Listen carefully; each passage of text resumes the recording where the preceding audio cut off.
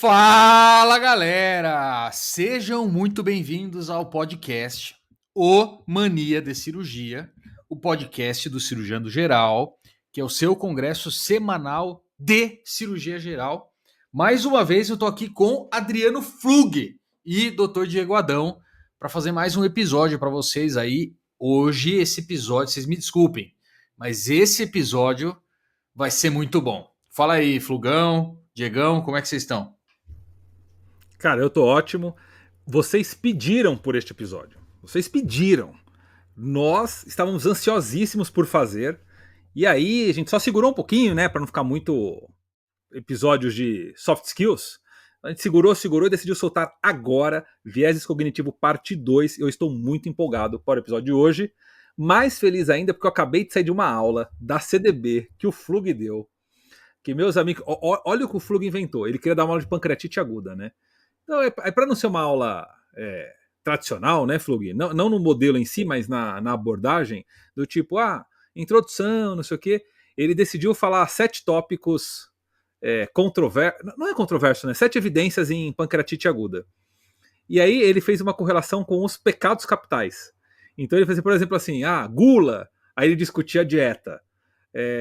Preguiça, se faz a colecisté na mesma internação ou depois. Ficou muito legal.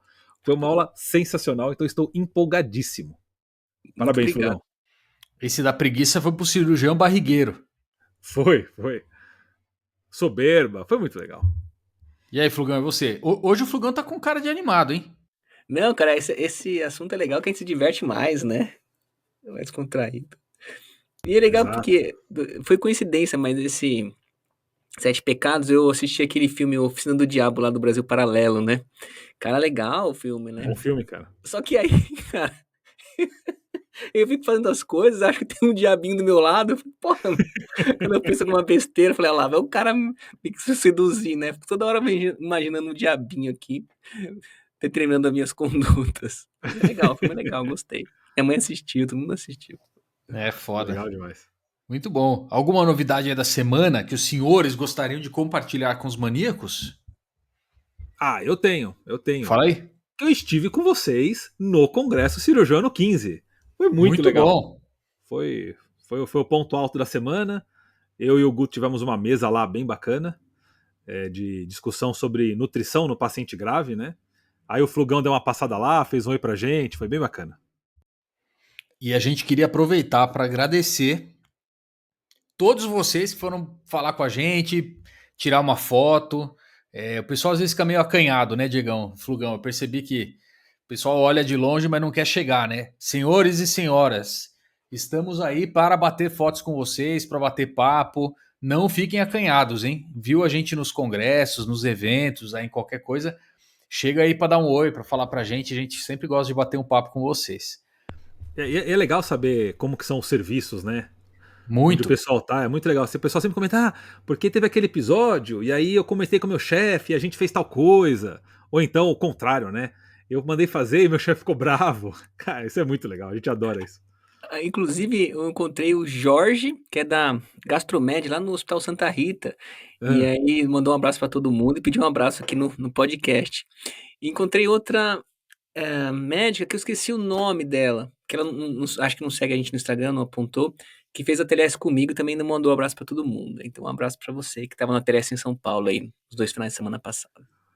Eu vou aproveitar a onda de abraços aqui e vou ler mensagem maníaco, posso? Claro, pô. Manda bala. Então vamos lá, ó. A primeira maníaca é a Bia Porto Maia.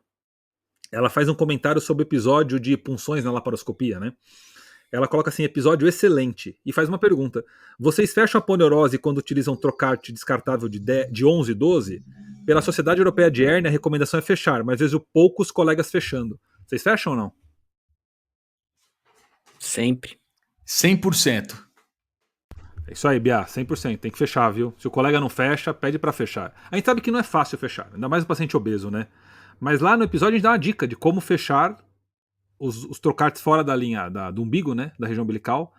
Com uma diquinha, com o Kelly, com o fechador de trocarte. Vale a pena fechar sim. Deixa eu fazer uma pergunta pra vocês aí. Não sei se vocês comentaram no episódio, porque eu não tava. Vamos supor que você tem lá uma incisão de 11 e 12. Você não tem o passador, não tem nada. e aí aquela punção que ficou meio oblíqua, sabe, na pele, você não consegue Sim. chegar direito. O que vocês fazem? Aí o senhor tem que ouvir o episódio pra aprender como fechar esse daí, né? Então, Bia, você vai ficar sem essa resposta. A gente falou, o Flug explica. Ele fala pra pegar um quelinho, furar a poneurose, puxa o fio, fura do outro lado, né? Com um quelinho bem fininho, puxa, que dá pra fazer. Ou então com uma agulhinha de crochê da vascular, também dá. Você pega aquela agulhinha de crochê de pegar varizes, pega bem fininha, pra não rasgar a poneurose, faz um furinho, puxa um fio, faz do outro lado, puxa do fio e amarra. Dá pra fazer sim. Mas isso quando tá com a ótica ainda dentro, né? Sim, não, tem que estar ótica dentro, senão não Não, dá. eu tô pensando assim, tirou tudo. Aí você vai fechar Ah, um de não. 11, Ah, não. 12. Aí não dá, Aí, aí não dá. aí já perdeu.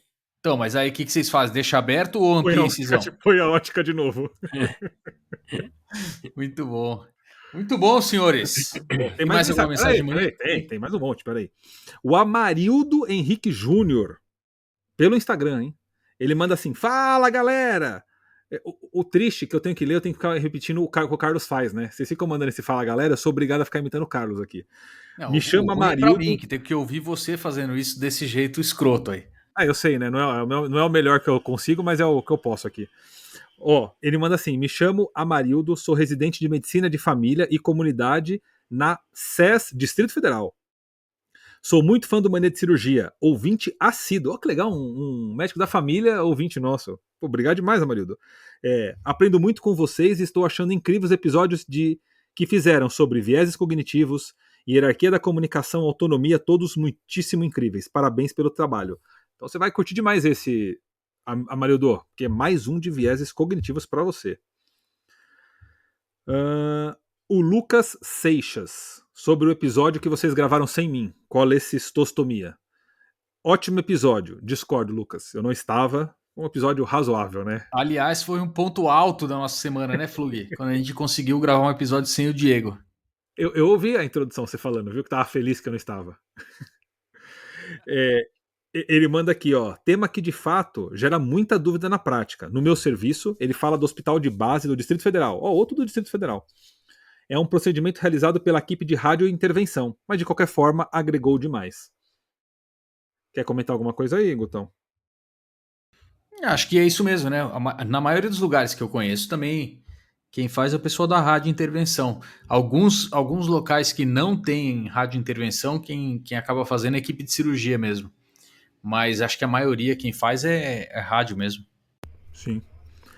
E por fim, o Gabriel Isidro. Ele manda assim: sempre acompanho Mania de Cirurgia e vocês são incríveis. Não perco um episódio. Acabei de começar o internato. Ele fala de Campina Grande e ele pede. Na verdade, ele mandou pro Flug um abraço de azul de metileno. Um abraço de azul de metileno, todo o pessoal de Caramba, um Campina abraço Grande. recíproco. É muito azul mesmo. Ficar Mundo tudo azul. cheio de azul. Alex O Gabriel Brown. Isidro, um interno aí ouvindo a gente. Então, Gabriel, obrigado demais pela sua mensagem. Eu conversei com ele hoje pelo Instagram. A gente tava trocando umas mensagens e tal. E aí ele falou que mandou um abração pro Flug. Eu falei, vou ler sua mensagem no episódio que vai sair. É isso, pessoal. Obrigado pelos maníacos aí pela mensagem. E aproveita, Guto. O que o maníaco que não manda mensagem? Tem um maníaco que ele não gosta de mandar mensagem. Mas se ele não manda, o que ele pode fazer ao invés de mandar a mensagem? Olha, eu não sei, porque é tão legal a mensagem. Acho que é uma das coisas mais legais que eles mandam, que eles fazem pra gente no podcast, é escrever uma mensagem, algum alento pro nosso coração, né? Essas que são as mensagens que eles escrevem. Mas vamos supor que o maníaco tá lá, ele não tá sem tempo de mandar uma mensagem, tá sem tempo de pensar, não tá sabendo exatamente o que escrever. O que ele pode fazer para, sei lá, meio que substituir isso? Ele pode hoje bater uma foto de onde ele estiver ouvindo o nosso podcast Mania de Cirurgia, compartilhe no Instagram e marca a gente, @cirurgiando_geral. Senhores, compartilhem essa foto que a gente vai compartilhar nos nossos stories também. A gente quer saber onde que vocês estão ouvindo a gente. Pode ser na academia, no trânsito, indo para o trabalho, tomando banho, o que for. No centro cirúrgico, o que for. Mas compartilhem uma foto para a gente saber onde é esse local. Isso aí, muito bom. E se você não quiser compartilhar foto, pelo menos curte o episódio. Faz uma gentileza aí, dá o sininho, coraçãozinho ali. Ou nos sigam. Seguir é bom, né? Siga o Mania. É bem legal também. Muito bom. Senhores, antes que a gente esqueça, não podemos deixar de rodar a nossa vinheta do nosso patrocinador para vocês, senhores. Segue a vinheta aí.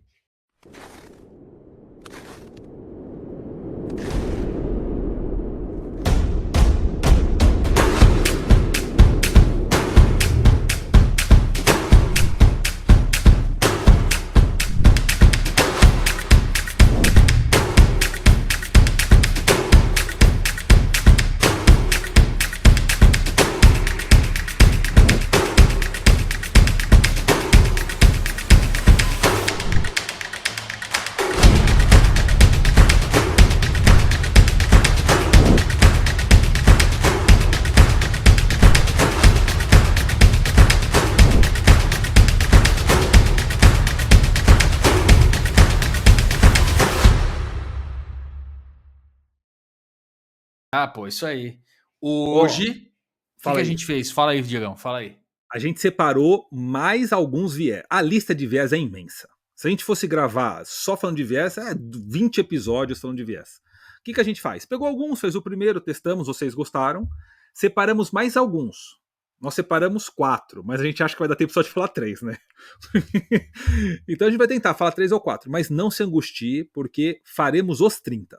Se não os 30, uma boa parte deles serão faladas ao longo dos próximos episódios aí.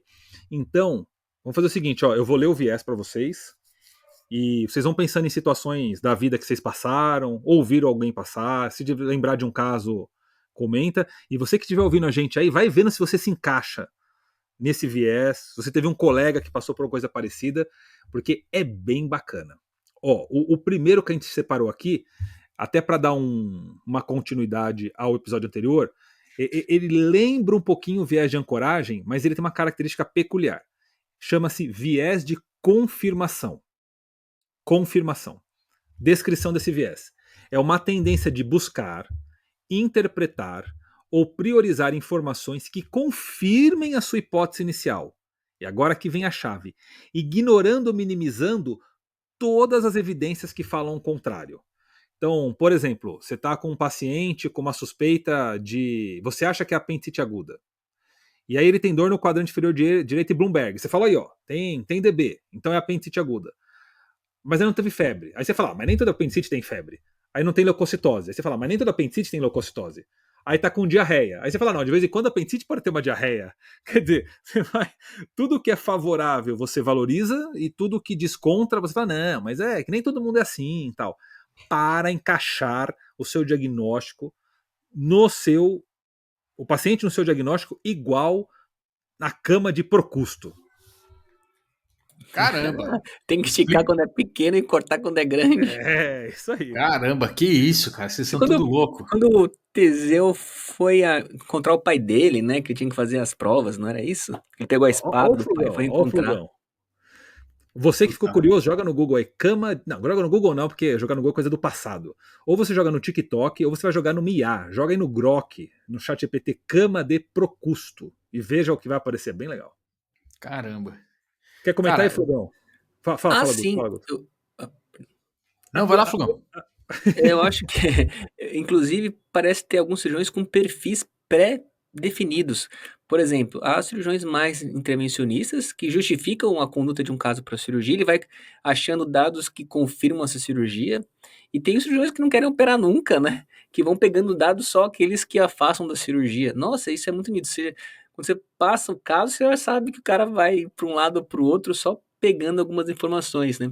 Tem um cirurgião que eu conheço que ele vê o obstrutivo e já quer operar. Ele fala, nossa, tá muito distendido, tá distendido demais, olha só essa distensão. Eu olho assim, não vejo nada demais.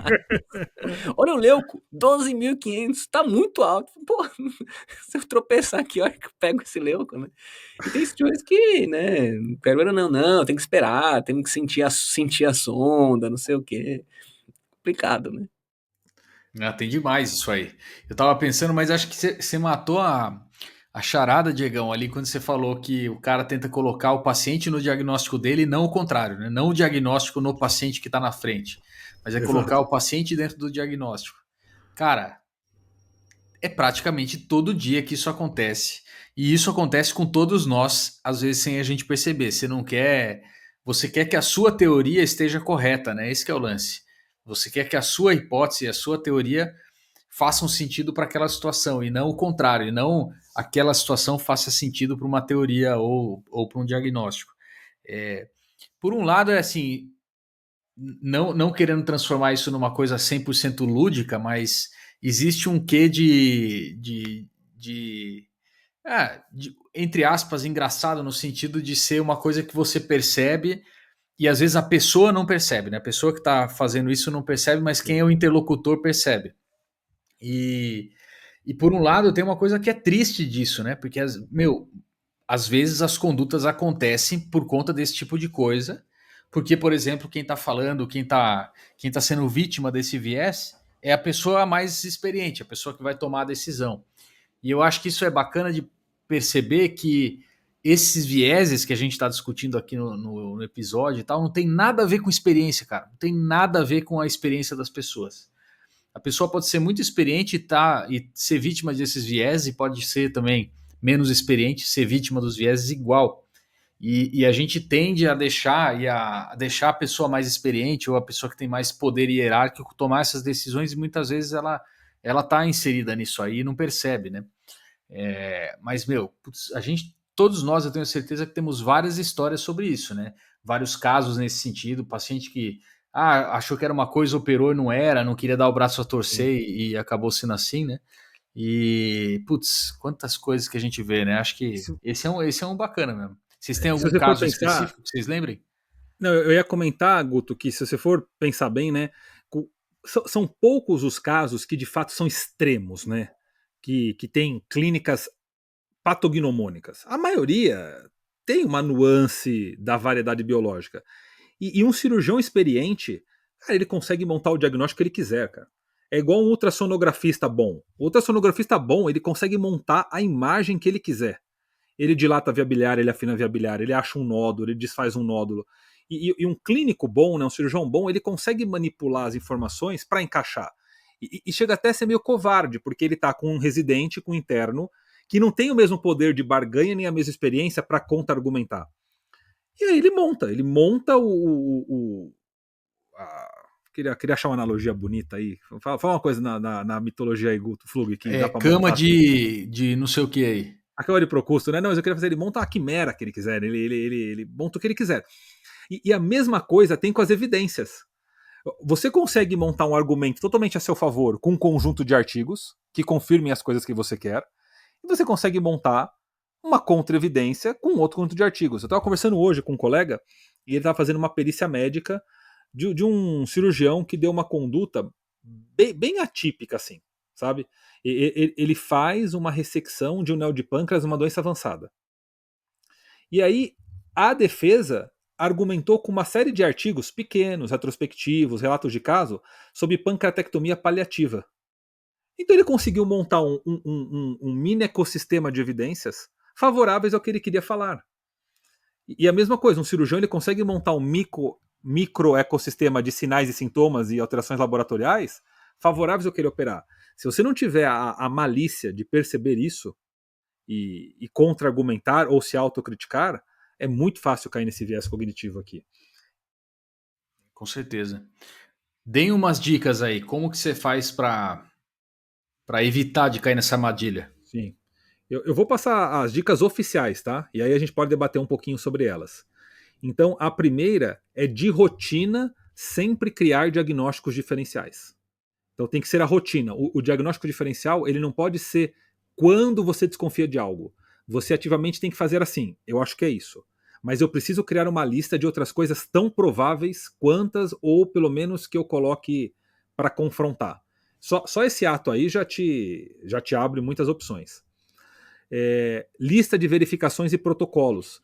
Ver se aquilo que você está achando encaixa dentro de um score, transformar o que é subjetivo num número. Flug sempre fala isso, né? Transforma em número. né? Coloca aquele Leuco, o Flugel falou, né? Leuco de 12 mil. Ah, é alto. Mas se você jogar num Alvarado, o 12 não é tão alto. O Alvarado vai dar uma pontuação pro 12, por exemplo. Né? Diferente de um PCR. A terceira dica, consultar um outro colega, que ele está fora do viés. Então você pede uma dica, o que você acha que é isso daqui? Vamos discutir esse caso? Em serviços universitários, a vantagem das discussões acadêmicas é que tem mais gente olhando. Então acaba que outras pessoas dão opinião, tudo. E por fim, o que se chama de metacognição. É refletir sobre a sua reflexão. Né? Você pensa assim, eu estou ignorando alguma coisa? Eu estou cometendo um viés de confirmação? É se auto-questionar. São as 4 dicas básicas aí. Concordam? Concordo plenamente. O contraponto disso, que às vezes você pensa tanto e tanto em referenciais que você não consegue tomar uma conduta, né? Aquele efeito da inteligência. Você começa a pensar muito, fala, meu, você não consegue tomar uma conduta na sua frente. Mas é importantíssimo. Eu acho que já vi em algum lugar, eu acho que isso aqui é tão antigo que eu nem sei de onde eu li. Que você tem que juntar sempre pelo menos 3 hipóteses diagnósticas para todo caso clínico, né? Eu ia comentar isso também. Eu nunca li em algum lugar isso, mas o que eu aprendi era esse também. Era uma praxe, né? Você faz um diagnóstico, você tem que chegar com mais 2 ou 3 opções, que, como o Diego falou, não é a sua primeira, né? Você tem uma principal, mas você sempre tem que ter as outras.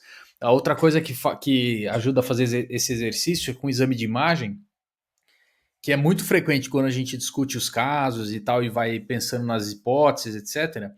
A gente pede um exame, muitas vezes você nem sabe o que você está querendo ver direito. Ou às vezes você fala assim, vou pedir essa tomografia aqui para confirmar apendicite aguda. Um exercício que é legal de fazer é falar, beleza, vamos supor que você fez a tomo e veio negativo, não tem apendicite. E agora? O que vai ser a sua hipótese? O que a gente vai pensar? O que não sei o que? Então, você meio que desenha um cenário de possibilidades antes de você ter resposta dos seus exames, né? Então, por exemplo, estou diante de um caso que eu acho que é pancreatite aguda. Então, eu vou pedir amilase lipase, vou pedir, por exemplo, quero pedir lipase e vou pedir um ultrassom. Tudo bem, mas vamos supor que a lipase veio baixa. E aí, o que você vai fazer? Putz, então aí eu vou ter que pensar em tal coisa. Então, você já cria esses cenários de forma que quando as coisas acontecem, você já está, entre aspas, protegido. Não é protegido, né? Você já está meio que preparado para isso. Você já sabe que atitude tomar, né? Não pega você de surpresa. E às vezes, quando pega de surpresa, você não sabe nem o que fazer. Você perde totalmente a noção da coisa. Então, quando você se cerca das opções, fica um pouco melhor. E eu acho que a dica de discutir o caso com outro colega, puta, isso é fundamental, cara. É que a gente, é como você falou, né, Diego, no serviço universitário já tem muita gente junto, né?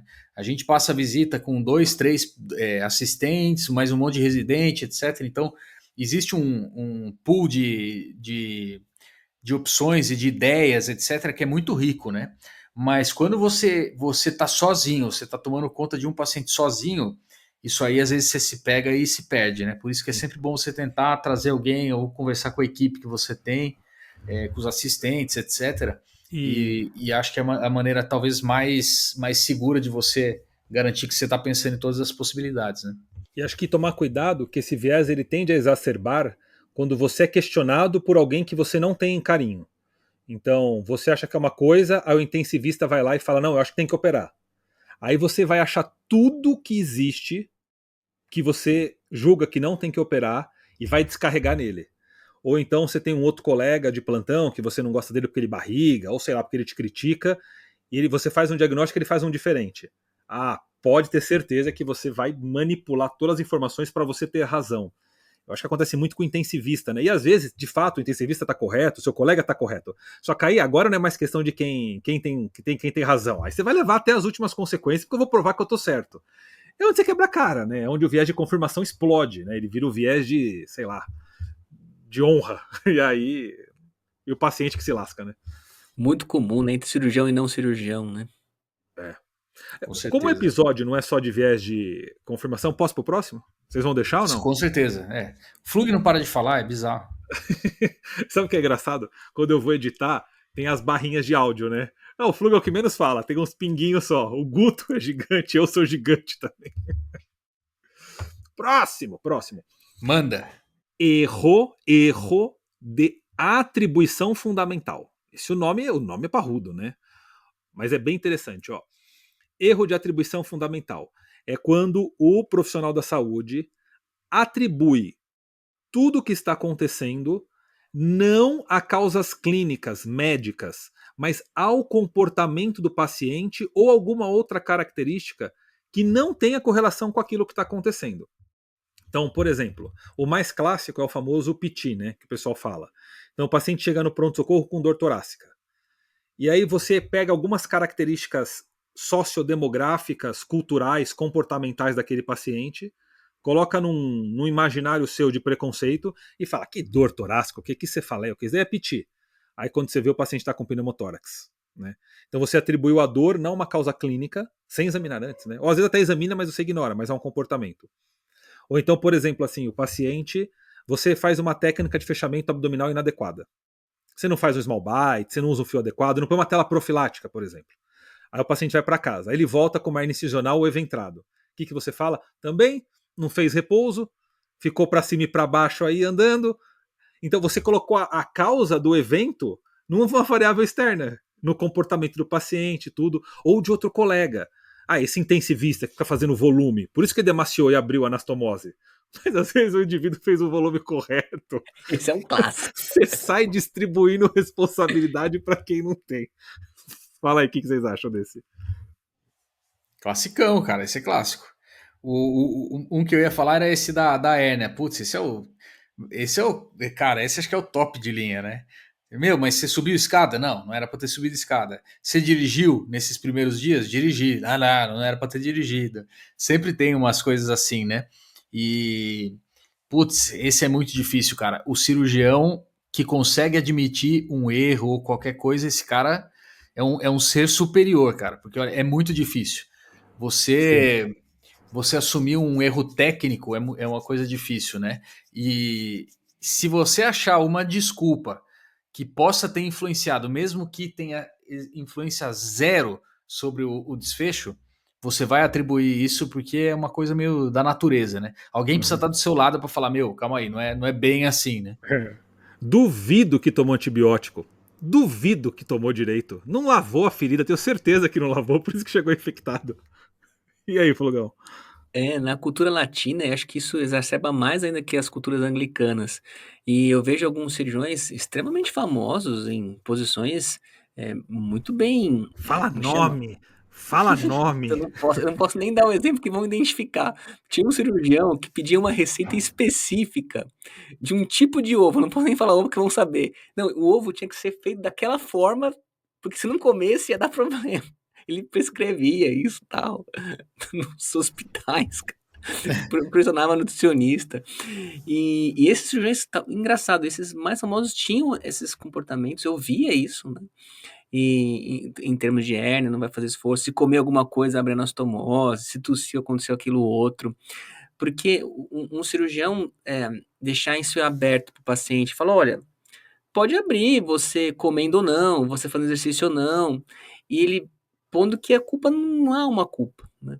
Olha, de um modo geral, na cultura latina, isso não é bem visto, viu? Os pacientes não compram isso de maneira tão intelectual como deveriam, sabe? Eu entendo que o certo nosso é falar isso, essa é a ciência, é o nosso papel, mas, cara, tem que ser muito corajoso para ser tão acadêmico assim na hora de um paciente. Não vai bem essas recomendações, acaba sendo mais fácil você pôr culpa em alguém ou em algo. Boa. E a tendência de exacerbação desse viés, né, é no doente psiquiátrico. O paciente que tem alguma doença que já vem rotulado, né, como depressivo, esquizofrênico, psicótico, a tendência em colocar qualquer complicação, sinal ou sintoma na conta da de uma queixa que não é real é muito grande. E aí quando você vai ver, era uma queixa real, né? O paciente de fato estava com uma complicação. Ou então, em pediatria, né, cirurgia pediátrica, colocar na mãe, essa mãe é paranoica, fica achando o problema na criança. Acho que mães, né, sofrem com viés de. Esqueci até o nome dele em português aqui, como é que é? Erro de Atribuição atribuição fundamental. fundamental. Erro de atribuição fundamental.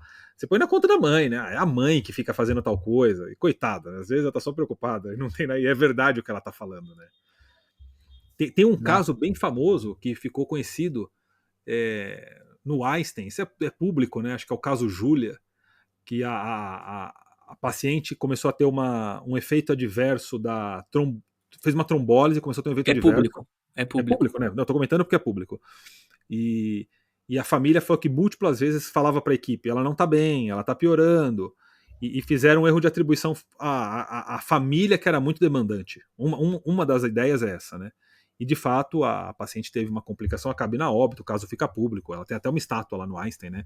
Acho que é Eles Júlio usam o isso nome até, dela. eles usam até isso para ensino, né? Acho que foi usou um anticoagulante, teve um hematoma retrofaríngeo, uma coisa assim. Exatamente, Nossa. exatamente. E a lenda do Pedrinho e do Lobo, né? Não é o Pedrinho Lobo, que é aquela lenda infantil que semente uma vez, o lobo, e não era lobo. É o lobo. Então ele fica famoso por mentir. A hora que o lobo vem e ele fala que o lobo vem, ninguém acredita, e o lobo come todo mundo. É Muito isso bom. aí. Guto, Que dicas pra. Quer falar eu alguma não coisa? sabia, eu não sabia que você usava essas histórias que não Fábulas. são, que são mais recentes na história da humanidade, né? Olha, Fiquei, eu não sei se ela é tão mais recente, não, viu? Se Eu puxar. acho que ele é um conto judeu, isso, judaico. Não É sei se assim pronuncia. Eu acho que é. hebraico, talvez, né? É. Eu não sei. ah, Mas então acho que é, se puxar o fio dessas histórias, você vai cair em alguma lenda de transmissão oral que algum irmão Grimm catalogou lá no século XVI, XVII. sim, caramba. Fala aí, Guto, dicas para evitar esse viés de erro de atribuição. Cara, eu acho muito difícil isso aí, mas eu comentaria sobre esse negócio do cirurgião atribuir uma culpa, né, entre aspas, ao paciente. Eu acho que tem duas coisas para se fazer. A primeira é que sempre que você pensa nesse negócio de culpa, você tem que transformar a sua conversa ou a sua percepção de culpa em uma percepção de contribuição. Então, em vez de ter um culpado das coisas, você vai ter várias coisas que contribuíram para aquele desfecho. Isso eu acabei tirando de um livro que eu li sobre conversas, né? Chama Conversas Difíceis. E os caras falam nesse livro justamente isso, que um dos problemas de comunicação graves que existem é que nessas discussões que são as conversas difíceis que a gente tem mesmo, coisas que suscitam muitas emoções ou temas muito importantes para a nossa vida, etc., você, você assume uma posição de defesa e que a ideia é que um fica tentando culpar o outro ou os dois culpando coisas externas e não percebem quanto cada um contribui para aquele desfecho, né? Então eu penso isso, acho que uma coisa fundamental é isso, você perceber que você está numa situação de defesa, que você não quer assumir alguma coisa talvez, então você precisa mudar a chave da culpa para uma coisa de Mindset. o mindset da culpa para uma coisa de contribuição e pensar, meu, o que será que aconteceu que pode ter ocasionado esse desfecho desfavorável que eu estou observando agora, né? E aí, para puxar esse gancho da hérnia, por exemplo, né? É o que você falou, né? Será que o fio que eu usei era o adequado? Será que a minha técnica do small bites, por exemplo, estava de acordo? Será que esse era um caso que eu deveria ter colocado tela profilática e não coloquei? Ou será que o paciente realmente fez um esforço adicional e não está falando, sabe? Eu fico pensando sempre que nunca é uma coisa só, nunca é um culpado só, sempre existe uma coisa de contribuição, né? Cada vez mais isso fica mais nítido. Acho que essa seria a dica fundamental na minha concepção, Boa. tentar perceber dessa forma, né? Flogueira. Cara, eu tenho uma dica. No consultório, eu deixo muito claro no pré-op, então acho que é muito do momento, você falar para o paciente que pode acontecer uma complicação independente de qualquer coisa. Nossa, eu pontuo muito isso nas bariátricas, que pode abrir anastomose comendo, não comendo, isso pode acontecer, porque o próprio paciente se culpa. A gente fala que o cirurgião pode culpar, mas o paciente, ai, doutor, eu comi, engoli o chiclete, agora eu vou morrer. Não, calma, né? Não é bem assim. Tem que deixar bem explícito que o evento adverso pode acontecer independente de qualquer coisa. Sim, acho que você tocou num ponto crucial. Muitas vezes o paciente traz a associação inapropriada para você, né? Ele atribui alguma coisa que ou ele fez, ou às vezes, onde fica chato, ele atribui que foi alguém da equipe que fez ou não fez algo, né? Por exemplo, pega uma infecção hospitalar. Mas também esses enfermeiros toda hora ficam entrando e saindo aqui sem luva.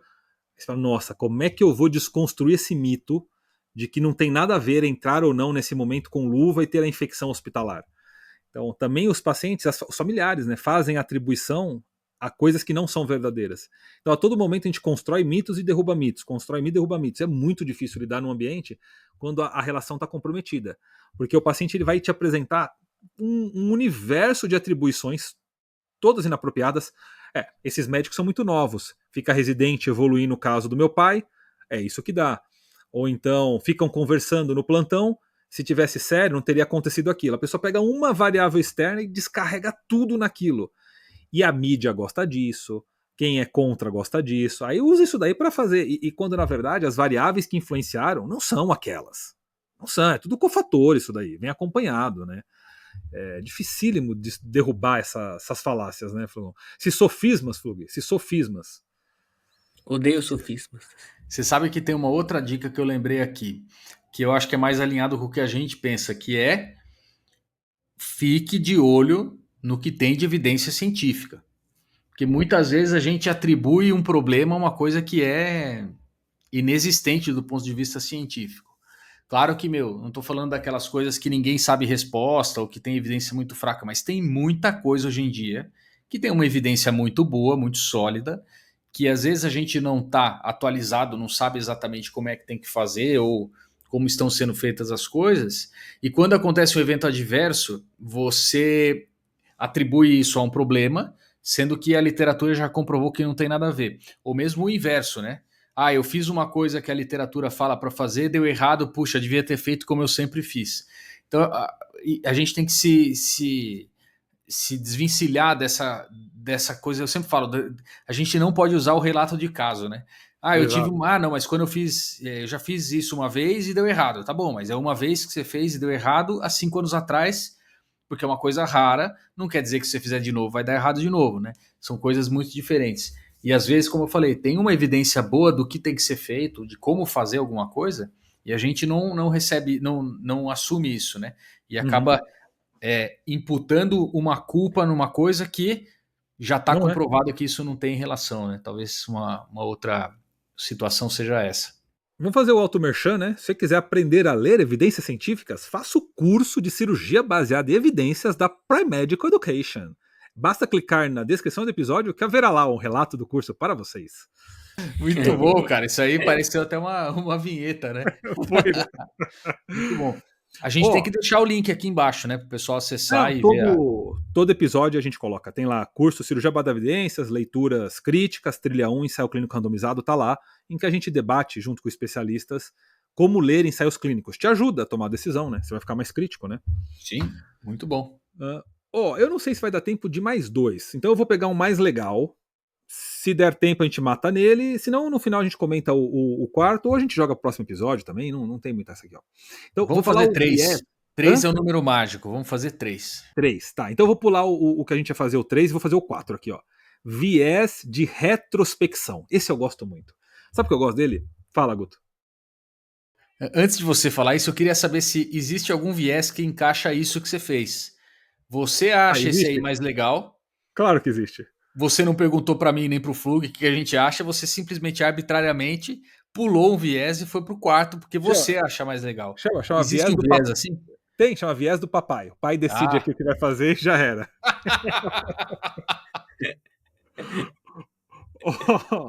Então, o viés de retrospecção é o nome bonito pro cirurgião do dia seguinte. Esse é muito legal. Cirurgião da poltrona. O que é o viés de retrospecção? Em situações complexas, após se conhecer o desfecho do caso, acreditar que o diagnóstico ou a decisão terapêutica eram óbvios no momento da avaliação. Então, a situação é complexa.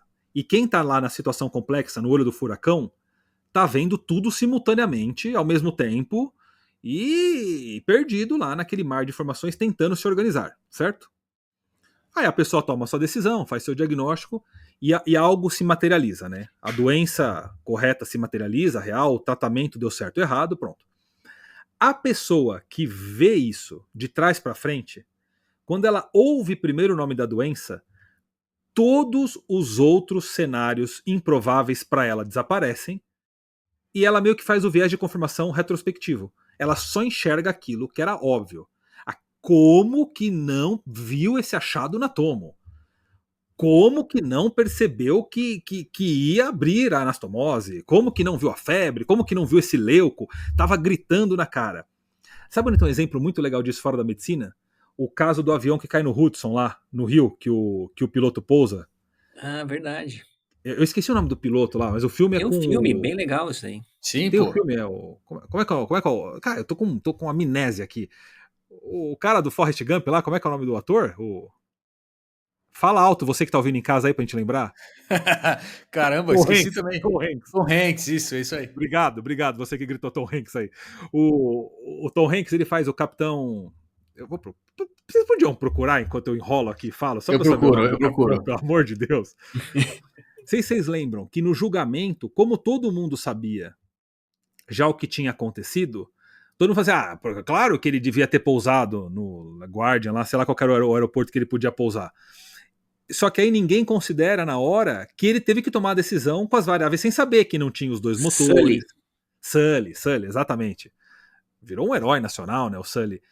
E então a tomada de decisão do Sully foi no universo da incerteza.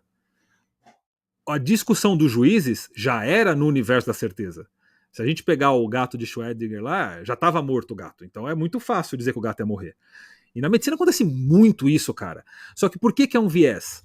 Porque a gente não consegue perceber que a gente tem certeza porque soube antes e não tinha se souber e se tivesse naquela situação. Isso é uma sensação que não vem natural. Para nós, a sensação de naturalidade, o que é? Era óbvio que era aquilo.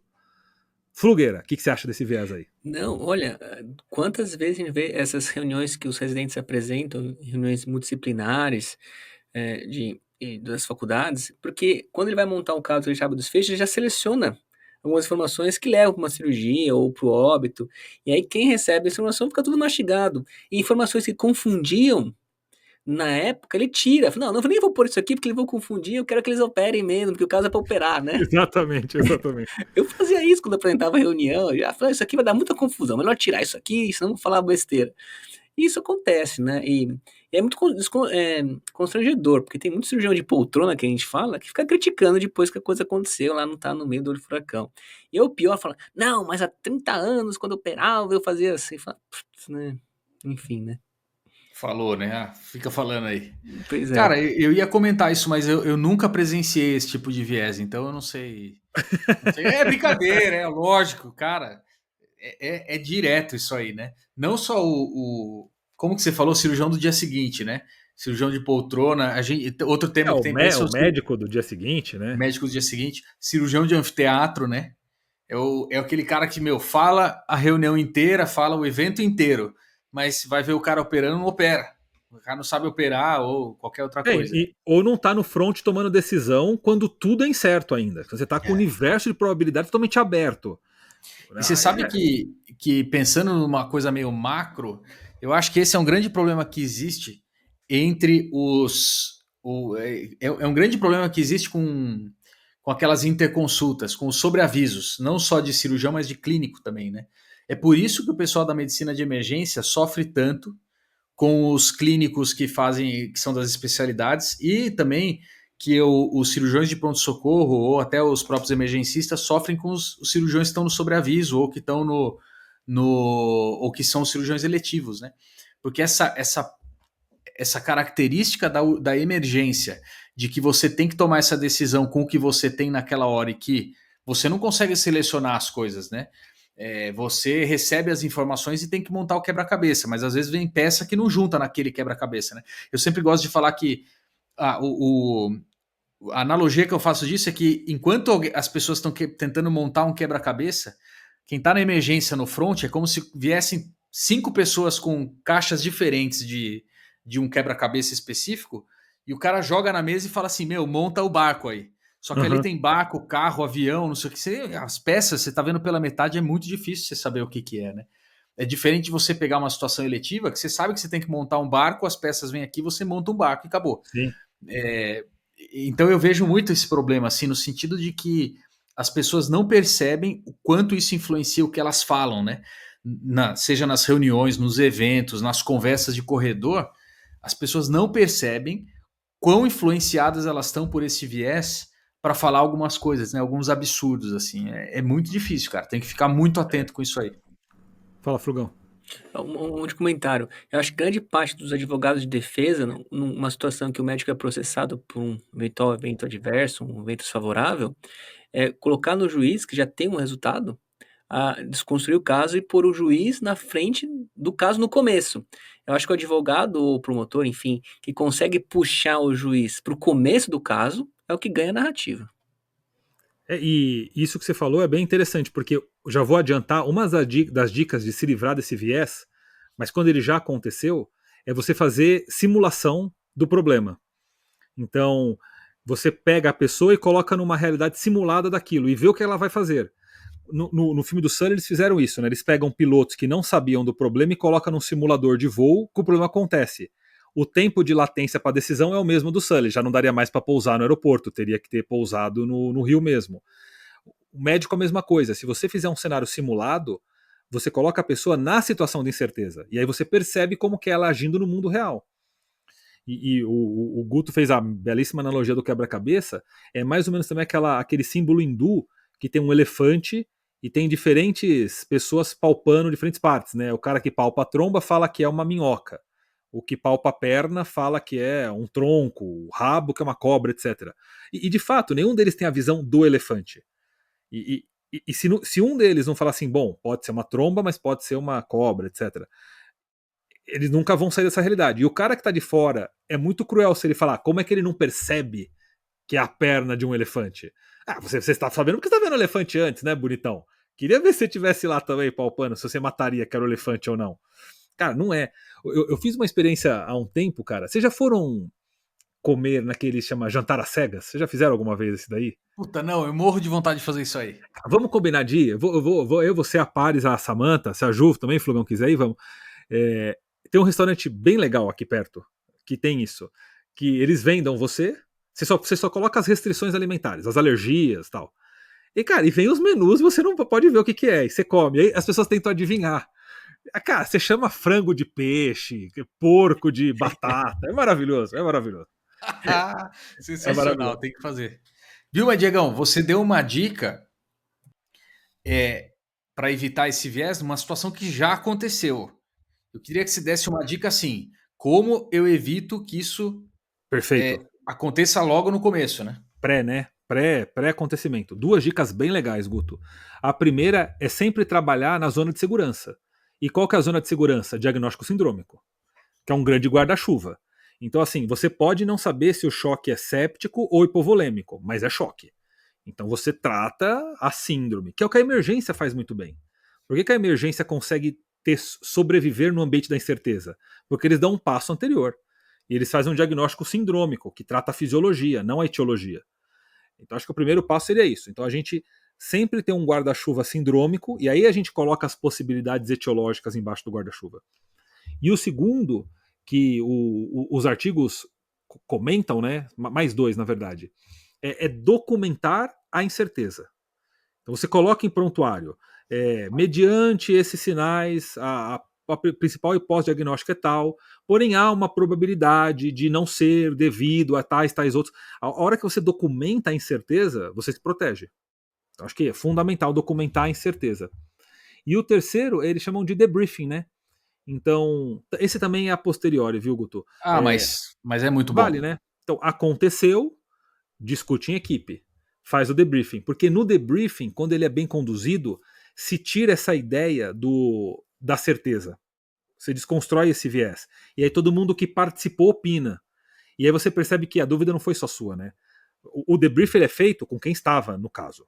Não na reunião clínica com o cirurgião da poltrona. Você pega a tua equipe e fala, galera, e aí, o que vocês pensaram na hora? Ah, eu pensei só, verdade, foi aquilo. É muito mais rica a discussão com os que viveram a incerteza do que uma discussão que só um viveu a incerteza na cova dos leões dos que já sabiam o próximo slide, né? Uma coisa que o Flug falou, o slide só contém uma versão do caso. que é montada pelo residente. A realidade contém todas as versões se apresentando para você. Então acho que é isso, é um misto de debriefing, anotar incerteza, pensar em síndrome, seria mais ou menos por aí. Eu vou aproveitar que a gente não vai fazer um outro, né, viés, para expressar o que eu acho, como eu acho legal esse negócio do debriefing e que ao mesmo tempo como a gente faz pouco isso, cara. Putz, que tristeza. Eu acho que isso aí é um negócio legal e seria, né, o modelo ideal de você conduzir uma daquelas reuniões de mortalidade. MM, né? Cara, se você pega essas reuniões, cara, e você faz um negócio muito bem feito, você pega 2, 3 casos do serviço, cara, você destrincha todos os problemas, de uma coisa administrativa até uma coisa clínica, até uma coisa de logística, e você consegue sair da reunião, se ela for bem conduzida, com um plano de ação, cara, que é fantástico, que às vezes você não consegue de outra maneira, né? E às vezes, nessa hora que você está fazendo o debriefing, você consegue notar os problemas que são pontuais e aqueles problemas que são sistemáticos, né? E que você, então, olha para o erro sistemático e você toma define as ações para você resolver esse erro sistemático e entende que os erros pontuais muitas vezes são coisas do acaso, que você não vai conseguir resolver esse problema, né? É aquele caso, por exemplo, que o Flug estava falando, às vezes acontece independente de qualquer coisa. Eu fiz uma sutura, a sutura ficou perfeita, o paciente estava bem nutrido, o fio foi adequado, deu tudo certo, mas ele fistulizou mesmo assim. Cara, se você não acha nada que seja sistemático nisso aí, né? Isso aí é um erro pontual, um evento pontual, né? Beleza, esse evento é descartado, porque você não tem como prever, não tem como resolver. Mas aquele evento que é sistemático e que muitas vezes você pega nessas situações, putz, é ótimo. Às vezes, olha, nós estamos, por exemplo, putz, teve muito caso de fístula aqui, vamos rever, a gente está analisando, vamos supor, a nossa avaliação nutricional do paciente está inadequada, a gente está deixando de levar em consideração tal coisa. Vamos rever a literatura. Olha, na literatura está falando que isso está cada vez mais sendo utilizado. Vamos encaixar no nosso protocolo? E aí, a partir de então, você começa a reanalisar os seus resultados e ver se isso está mudando, né? É tão importante esse negócio do debriefing e, ao mesmo tempo, ele é tão pouco utilizado, porque muitas vezes o que fica sobreposto é essa cultura de você botar a culpa em alguém, de você achar um culpado, e geralmente quem imputa essa culpa na pessoa é o cara que é o da poltrona. Exato. É o cara que não participou do negócio, na grande maioria das vezes. Então tem que ficar muito atento. Isso é um recurso ultra valioso que a gente, infelizmente, usa muito pouco. Não, maravilhoso. Eu acho que a medicina está um pouco atrasada ainda, né, em discussão de erro, né? A cirurgia também. Por exemplo, o modelo famoso do queijo suíço ele já não está mais em uso. Eu estava relendo uns artigos recentemente. O queijo suíço ele é proposto na medicina pelo James Reason, né? E ele não vale mais para explicar a complexidade do meio médico. Hoje se chama de modelos sociotécnicos. A gente pode até um dia gravar um episódio sobre isso, cara. Eu tenho dado uma estudada nisso, a gente convida alguém que estuda isso, vai ser legal. E o modelo sociotécnico, ele tem um pouquinho do queijo suíço, mas ele entra muito no que você falou, Guto. E até as técnicas hoje, não vou avançar muito nisso, só comentar para o pessoal ter uma ideia. Quando vai discutir feedback, existe o pré-briefing, que é aquela conversa que você tem genérica para a sua equipe. Você explica para o seu instrumentador como que ele trabalha, para o seu auxiliar, e não tem nenhum caso concreto envolvido. É uma pré-brifada do que vai acontecer. Sua sala de emergência, pessoal, você vai ficar na via aérea hoje, você vai ficar na solicitação de exames, tá? É o pré-briefing. Aí o briefing é o preparativo para aquele caso específico. Ó, esse caso aqui, a gente vai entrar por vídeo, primeiro eu vou fazer aquilo, plano A é esse, plano B é esse. Então é o briefing daquele caso. E aí existem 2 debriefings, o que eles chamam de hot e cold, né? O quente e o frio. O debrief quente é aquele que você faz quando todo mundo ainda está emocionado, está tudo fresco na memória. Ele é curto e é para você focar no maior problema que aconteceu. Você fala, galera, ó, tá o problema, e aí? Vamos corrigir isso, vamos. E o debriefing frio, né, o cold, é alguns dias ou horas depois, quando a emoção baixou, e aí você vai discutir isso que você falou numa reunião de MM, né, de mortalidade. É totalmente diferente o debrief quente do frio. Se você tentar fazer um debrief frio na hora quente, não funciona. Ninguém entende, o pessoal está emocionado, se sente culpado. E se você fizer um quente depois, as pessoas não estão com aquele calor do momento para expressar o que elas sentiram. Então o debrief quente é o da emoção, é o da sensação, o que, que você sentiu, por que, que você achou isso, por que, que você ficou assim. O outro é o que, que a gente pode fazer para melhorar. Então, cara, tem muita técnica legal para estruturar a comunicação, diminuir viés, mas é uma pena que a gente não aprofunda tanto isso, né, no dia a dia, na prática mesmo. Espero que esse episódio motive a galera aí a discutir mais vieses e tentar, pelo menos, instituir um debrief, né? Não precisa ser quente ou frio. Se você fizer uma conversa pós-caso com quem estava no caso, né? É claro que existem cirurgiões muito experientes que têm uma consciência disso, que eles colaboram no pós. Mas aquele colega seu lá que causa na reunião, que só critica e que não está no front, ele não tem que participar do debriefing. O debriefing não é para ele. Ele tem que entrar em outra discussão. Ele é útil em outro momento. Senão acaba todo mundo se expondo, né? E ninguém cresce. Esse é o pior. Ninguém aprende com o caso. É isso aí. Fantástico. Gostei. Senhores, fechou? Foi um prazer inenarrável participar desse episódio aqui com vocês. A gente vai, Diegão, você prometeu pro pessoal que a gente vai ter outro episódio, pelo menos mais, acho que 1 ou 2, né? Para falar de vieses, porque eu acho que tem muita coisa para falar. Mas esse episódio aqui, se você tá até agora ouvindo esse episódio, significa que você é um maníaco. Você sim é um maníaco ouvindo esse episódio até o final. Por ser um maníaco, você está convidado, mais do que convidado, a deixar o seu comentário aqui para a gente saber o que você achou do nosso episódio. Por favor, mande um comentário. A gente está interessado nisso e a gente vai se preparar para um próximo episódio de vieses. Mas antes, a gente vai deixar o Dr. Adriano Flug falar, porque ele levantou a mão de novo. Fala aí, Flugão. Eu vou fazer um pedido, então, pela primeira vez. Boa. Meu Deus do céu, para tudo. Eu vou pedir para quem ouviu publicar lá no Instagram ou nos comentários no podcast um viés que ele presenciou, um viés bem legal. Aí, se for legal, a gente comenta aqui no podcast com a gente. Boa. Só não identifica o paciente, só toma cuidado para não identificar o paciente nem o seu colega, para você não se prejudicar. A gente tira. Exato. Boa. É que fica público, né, Flugão? Um comentário, né? Ah, é verdade, Bem observado. Pode mandar qualquer coisa, se tiver com medo de deixar público, manda pra gente no Instagram. E aí só a gente vai ver. Isso, a gente dá uma misturada lá. Então tem esses dois, né, Flugão? Esse pedido seu é duplo. Comentar no podcast aqui embaixo uma situação que o cara vivenciou de viés, pode ser pessoal, pode ter sido uma observação, ou se ele ficar com medo de se expor demais, mandar pra gente no direct do Instagram pra gente poder levantar essa bola aqui no podcast. É isso aí? Bom, vou deixar pro Flugão finalizar então. Adiós. Falou!